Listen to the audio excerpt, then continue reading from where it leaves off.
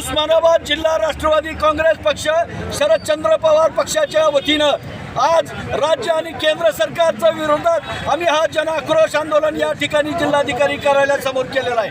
त्याचं कारण असं आहे की 2022चा पीक विमा अजून आम्हाला सरसकट शेतकऱ्याला मिळाला नाही। 2023ला शेतकऱ्याला पहिल्यांदा 25% अग्रिम दिलाय, परंतु अजून उर्वरित 75% आमचा पीक विमा मिळाला नाही।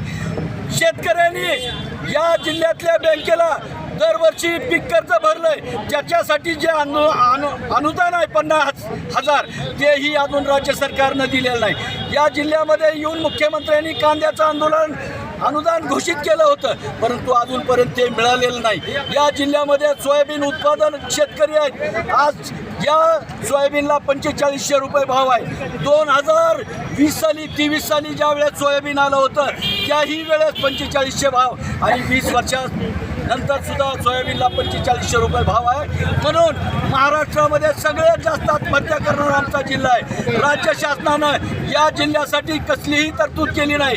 आज शहरं बघितली तर सगळं घाणीनं व्यापलेली आहेत, शहरं सगळी उखडलेली आहेत, ग्रामीण भागातले रस्ते उखडलेले आहेत। या ठिकाणी कोणी लक्ष द्यायला तयार नाही, म्हणून आम्ही आज राज्य सरकारचा निषेध करत आहोत।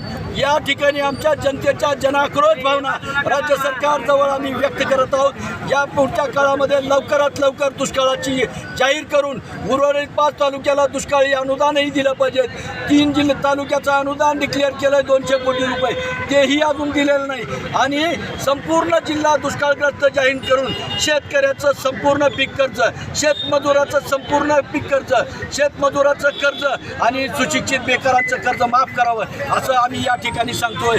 हे जर केलं नाही तर या पुढच्या काळामध्ये हे सरकारच्या विरोधामध्ये आम्ही रस्त्यावर निश्चित ह्याच्या मोठ्या प्रमाणात तीव्र आंदोलन करू। एवढंच या प्रसंगी आज काय आंदोलन केलं? आज आंदोलन काय केलंय? जनाक्रोश आंदोलन।